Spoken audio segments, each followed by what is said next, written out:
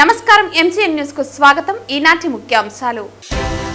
ఉద్యోగుల సమస్యల పరిష్కారంలో ప్రభుత్వం సాచివేత ధోరణి వీడి చొరవగా పరిష్కార చర్యలు తీసుకోవాలి.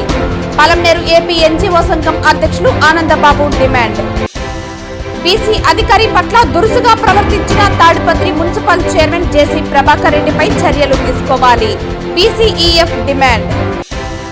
విద్యార్థులకు విద్యతో పాటు కళలను క్రీడలను అదనంగా నేర్పించేందుకు తల్లిదండ్రులు ప్రాధాన్యత ఇవ్వాలి.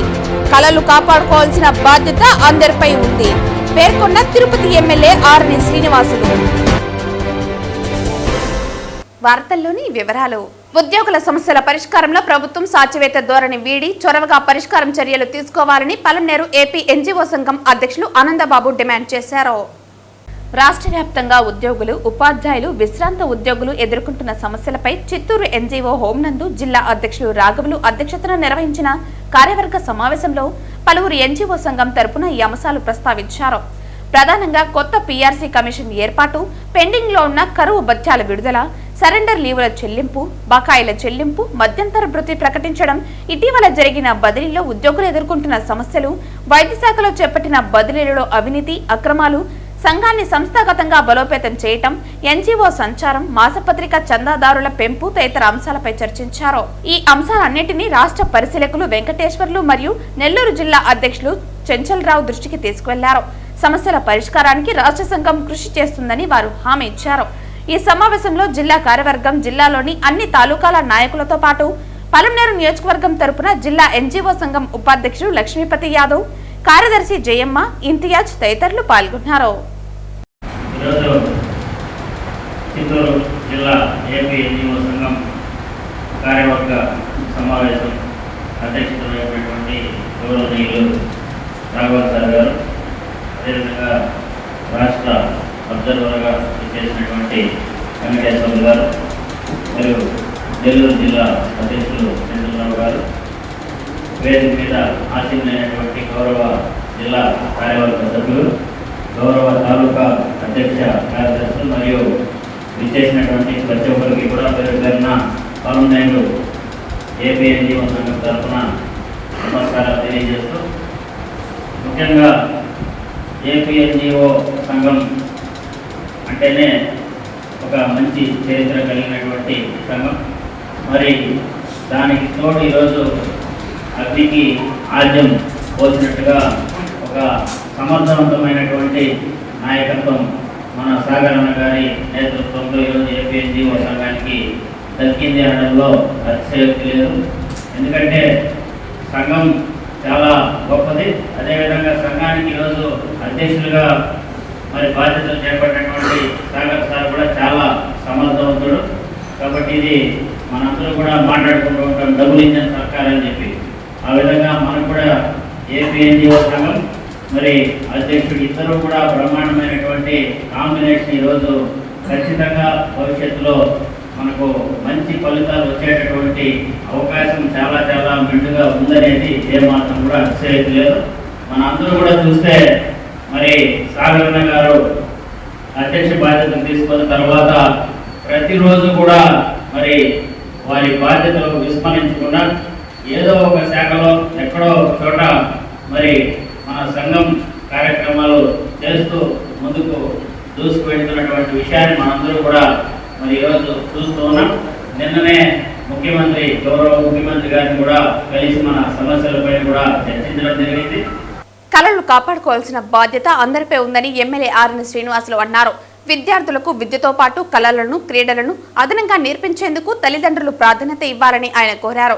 అభినయ ఆర్ట్స్ రజతోత్సవ వేడుకల్లో చివరి రోజైన ఆదివారం ఉదయం ఎమ్మెల్యే ఆర్ని శ్రీనివాసులు ముఖ్య అతిథిగా పాల్గొన్నారు. విద్యార్థులకు విద్యతో పాటు కళలను, క్రీడలను అదనంగా నేర్పించేందుకు తల్లిదండ్రులు ప్రాధాన్యత ఇవ్వాలని ఆయన కోరారు. అభినయ ఆర్ట్స్ రజతోత్సవ వేడుకల్లో చివరి రోజైన ఆదివారం ఉదయం ఎమ్మెల్యే ఆర్ని శ్రీనివాసులు ముఖ్య అతిథిగా పాల్గొన్నారు. అర్ధనారీశ్వరం నృత్య రూపకాన్ని ఎమ్మెల్యే ఆర్ని శ్రీనివాసులు తిలకించారు. నృత్య రూపకంలో పాల్గొన్న చిన్నారులకు ప్రదర్శన జ్ఞాపికలను ఆయన అందజేశారు. 25 ఏళ్లుగా కళలను ప్రోత్సహిస్తూ అన్ని రకాల నాటికలు, నృత్య, జానపద పోటీలు నిర్వహిస్తున్న అభినయ ఆర్ట్స్ వ్యవస్థాపక కార్యదర్శి బిఎన్ రెడ్డి కృషిని అభినందిస్తున్నట్లు ఎమ్మెల్యే ఆర్ని శ్రీనివాసులు తెలిపారు. ఆధునిక జీవన శైలితో పాత సంప్రదాయాలకు యువత దూరంగా ఉంటున్న వారిలో కళల పట్ల ఆసక్తి కల్పించేలా ప్రతి సంవత్సరం నాటక నృత్య పోటీలు నిర్వహించడం గొప్ప విషయమని ఆయన అన్నారు. కళలను ఎన్డీఏ కూటమి ప్రభుత్వం ప్రోత్సహిస్తోందని ఆయన చెప్పారు. టీటీడీ తన వంతు సాయం అందిస్తోందని పేర్కొన్నారు. తల్లిదండ్రులు తమ పిల్లలను కేవలం విద్యకే పరిమితం చేయకుండా కళలు, క్రీడల వైపు ప్రోత్సహించాలని ఆయన కోరారు. ఈ కార్యక్రమంలో ఎన్డీఏ కూటమి నాయకులు వరప్రసాద్, కోదండ, కోరపాటి సురేష్, అభినయ ఆర్ట్స్ కార్యవర్గ సభ్యులు తదితరులు పాల్గొన్నారు. అనంతపురం జిల్లా పంచాయతీ అధికారి బీసీ వర్గానికి చెందిన వాల్మీకి బోయ అధికారి అయిన నాగరాజు నాయుడుపై సాక్షాత్తు జిల్లా కలెక్టర్ ప్రాంగణంలోని అనంతపురం మున్సిపల్ చైర్మన్ ఒక అన్ప్రూవల్ లేఅవుట్ క్రమబద్ధీకరణ విషయంలో గత జూన్ నెలలో ఉద్యోగుల బదిలీల వల్ల కొరత ఆలస్యమైందని డిపిఓ నచ్చ చెబుతున్నా ఏమాత్రం పట్టించుకోకుండా అహంకారంతో ఎందుకు ఆలస్యమైందని ఆగ్రహించి నేనంటే లెక్కలేదా, నీ అంతు చూస్తా కొడక ఖబర్దారని తాడిపత్రి మున్సిపల్ చైర్మన్ తెలుగుదేశం నాయకుడు జేసీ ప్రభాకర్ రెడ్డి దుర్భుషలాడుతూ అవహేళన చేస్తూ అవమానించడం అత్యంత గణనీయమని, శోచనీయమని ఈ విషయమై ఆంధ్రప్రదేశ్ రాష్ట్ర బీసీ ఉద్యోగుల సమైక్య తీవ్రంగా పరిగణిస్తూ జేసీ ప్రభాకర్ రెడ్డి పైన తగిన చర్యలు తీసుకోవాలని రాష్ట్ర ముఖ్యమంత్రి నారా చంద్రబాబు నాయుడుకి విజ్ఞప్తి చేశారు. రాష్ట్రంలో కూటమి ప్రభుత్వ విజయానికి ఆంధ్రప్రదేశ్లో 60% ఓటు బ్యాంకు కలిగిన బీసీల ఓట్లే కారణమని, బీసీలే వెన్నెముక్క తెలుగుదేశానికని, బీసీలే అండదండ అని ఉపన్యాసాలు ఇచ్చే తెలుగుదేశం నాయకులు, మంత్రులు ఇలా బీసీలను అవమానపరుస్తూ ఉంటే చూస్తూ ఉండాలా అని, బీసీలు అంటే ఎంత చులకన, బీసీలు ఏకమైతే మీరు పాలించగలరా అని, తిరిగి అధికారంలోకి రాగలరా అని ప్రశ్నించారు. బీసీ అధికారి తప్పు ఒప్పులు ఏవైనా ఉంటే పై అధికారులకు ఫిర్యాదు చేయాలి తప్ప ఇలా బహిరంగంగా బీసీల ఆత్మగౌరవం దెబ్బతీసే విధంగా దుర్భుషలాడుతూ ఒరే అరే అంటూ అసభ్యకర మాటలు మాట్లాడటం జేసీ ప్రభాకర్ రెడ్డి మానుకోవాలని, తక్షణమే బీసీ అధికారి నాగరాజు నాయుడుకి క్షమాపణలు చెప్పాలని డిమాండ్ చేశారు.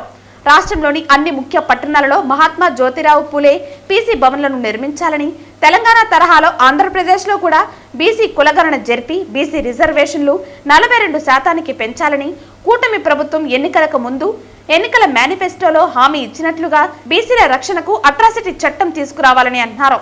అర్హత, సామర్థ్యం ఉన్న బీసీ ఉద్యోగులకు ప్రాధాన్యత గల పోస్టులలో నియమించాలని, ఎస్సీ, ఎస్టీ ఉద్యోగులతో సమానంగా బీసీ ఉద్యోగులకు ప్రమోషన్లలో రిజర్వేషన్లు కల్పించాలన్నారు.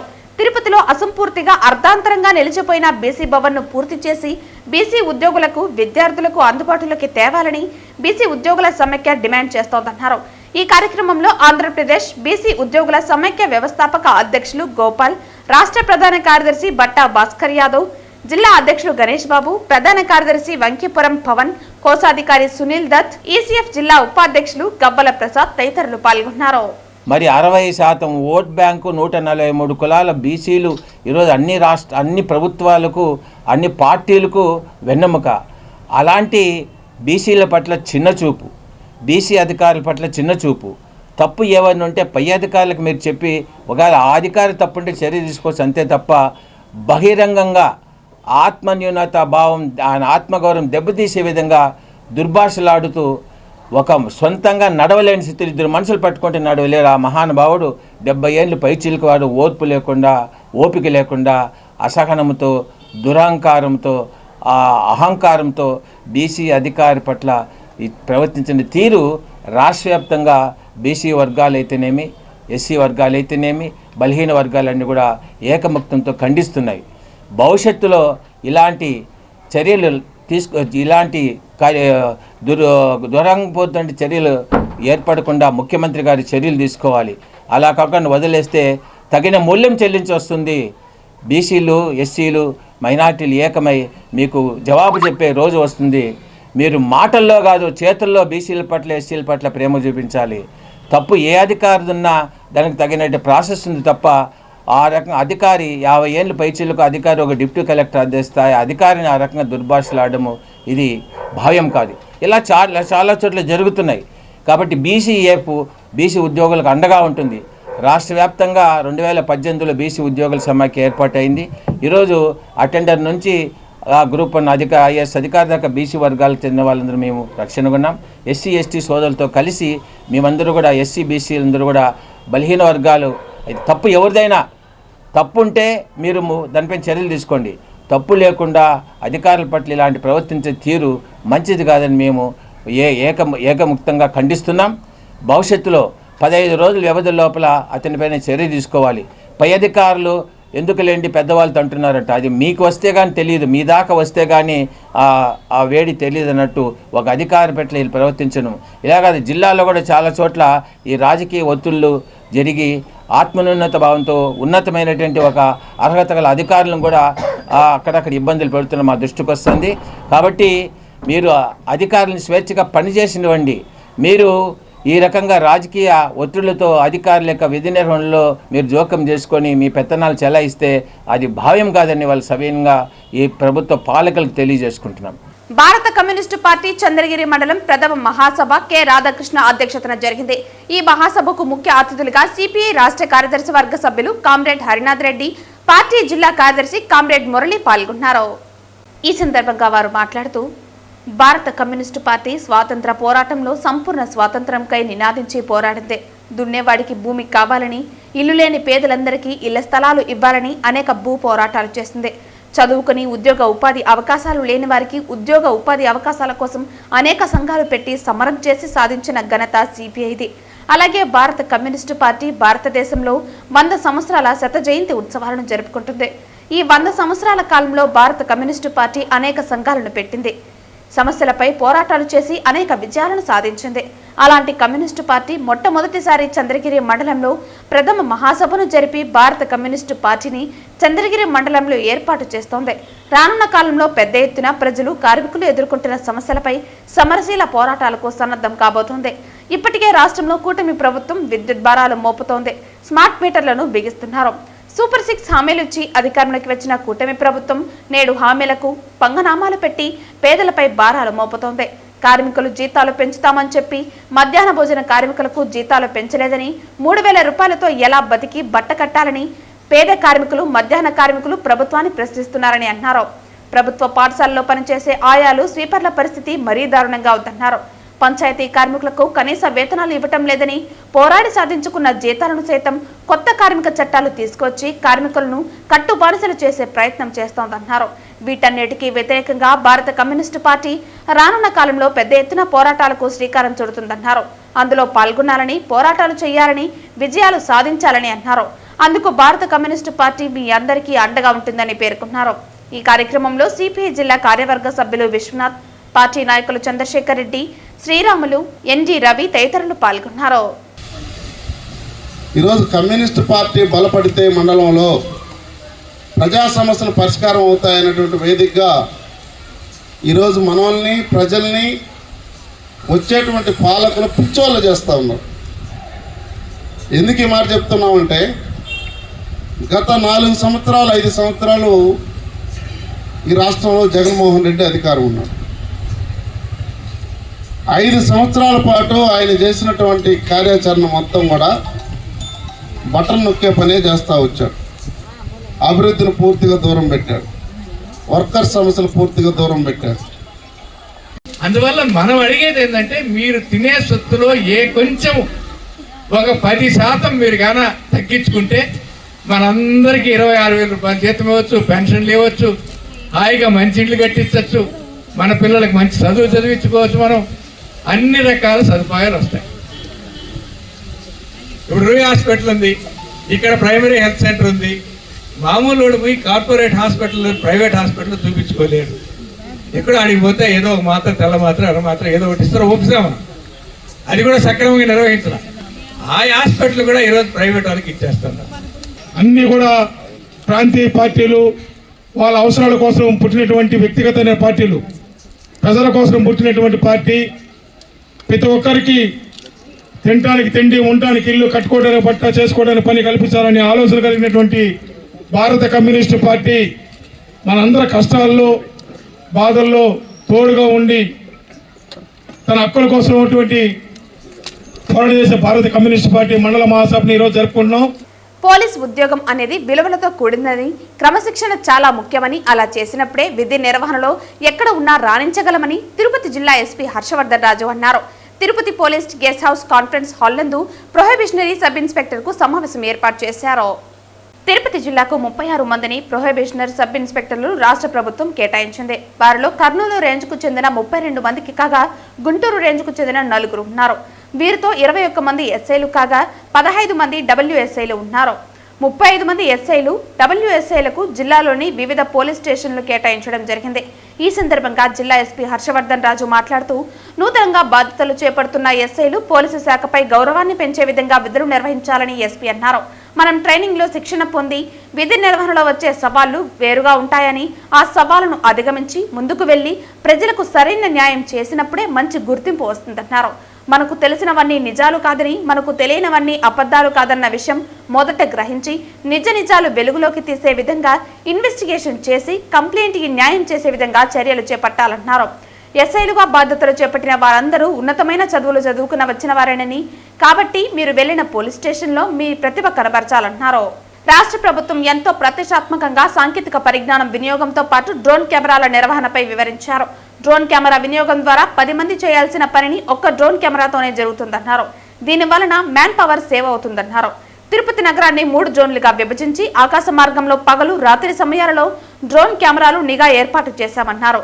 డ్రోన్ కెమెరా వినియోగించడం ద్వారా అనేక అసాంఘిక కార్యక్రమాలకు చెక్ పెట్టామన్నారు. 36 మంది ఎస్ఐలకు జిల్లాలోని వివిధ పోలీస్ స్టేషన్లు కేటాయించామన్నారు. జిల్లా వ్యాప్తంగా అన్ని పోలీస్ స్టేషన్లో మంచి ఆఫీసర్లు ఉన్నారని, మీరంతా క్రమశిక్షణగా విధులు నిర్వహించాలన్నారు. విధి నిర్వహణలో అలసత్వం వహించిన, పొరపాటు పనులు చేసినా సహించే ప్రసక్తే లేదన్నారు. మన యొక్క ఇంపాక్ట్ సొసైటీ మీద ఉండాలన్న ఇదితోటే సోషల్ సర్వీస్ ద్వారా కానీ మనం ఈ డిపార్ట్మెంట్ నుంచి మనం అది ఉండాలని అనుకున్నాం కాబట్టి దీంట్లోకి వస్తాం చాలా మంది అనమాట.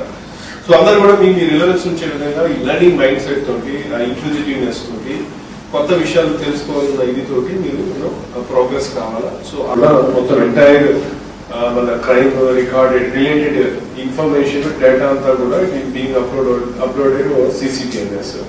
కాబట్టి CCTVs such a important and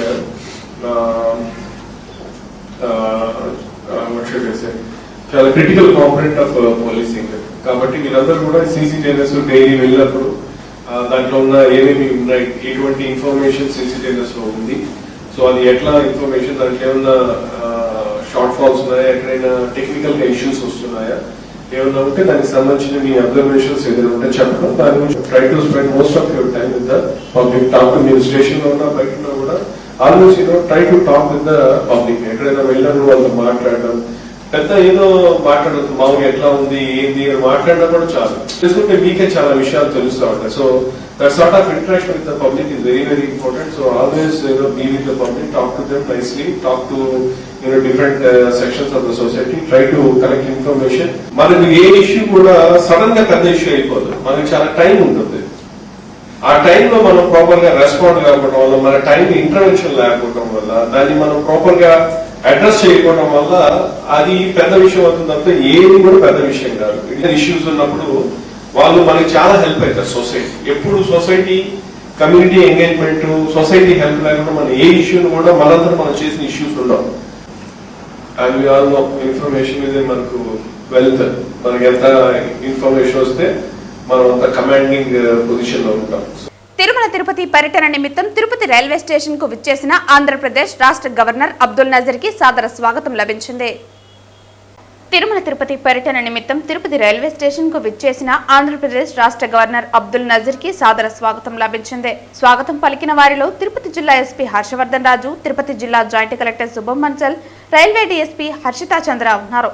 అనంతరం ఆంధ్రప్రదేశ్ రాష్ట్ర గవర్నర్ అబ్దుల్ నజీర్ తిరుమలకు బయలుదేరి వెళ్లారు. ఈ రోజు ఉదయం నైవేద్య విరామ సమయంలో హీరో విజయ్ దేవరకొండ, హీరోయిన్ భాగ్యశ్రీ బోర్సేతో పాటు కింగ్డమ్ చిత్ర బృందం తిరుమల శ్రీవారి సేవలో పాల్గొన్నారు. హీరో విజయ్ దేవరకొండ, హీరోయిన్ భాగ్యశ్రీ బోర్సేతో పాటు కింగ్డమ్ చిత్ర బృందం తిరుమల శ్రీవారిని దర్శించుకున్నారు. ఈ ఉదయం నైవేద్య విరామ సమయంలో స్వామివారి సేవలో పాల్గొన్నారు. దర్శన అనంతరం వీరికి ఆలయ రంగనాయకుల మండపంలో వేద పండితులు వేద ఆశీర్వచనం చేశారు. ఆ తర్వాత టీటీడీ అధికారులు వారికి తీర్థ ప్రసాదాలను అందజేశారు. కాగా నిన్న రాత్రి తిరుపతిలో Kingdom movie trailer launch event ఘనంగా జరిగిన విషయం తెలిసిందే. ఈ ఈవెంట్ లో సినిమా ట్రైలర్స్ ను మేకర్స్ విడుదల చేశారు. గౌతమ్ తిన్ననూరి దర్శకత్వంలో తెరకెక్కిన ఈ చిత్రాన్ని సితారా ఎంటర్టైన్మెంట్స్, ఫార్చ్యూన్ 4 సినిమాస్ బ్యానర్లు సంయుక్తంగా నిర్మిస్తున్నాయి. ఈ మూవీలో కథానాయికగా భాగ్యశ్రీ నటిస్తూ ఉండగా సత్యదేవ్ మరో ముఖ్య పాత్రలో కనిపించనున్నారు. ఈ నెల 31న మూవీ ప్రపంచవ్యాప్తంగా విడుదల కానుంది.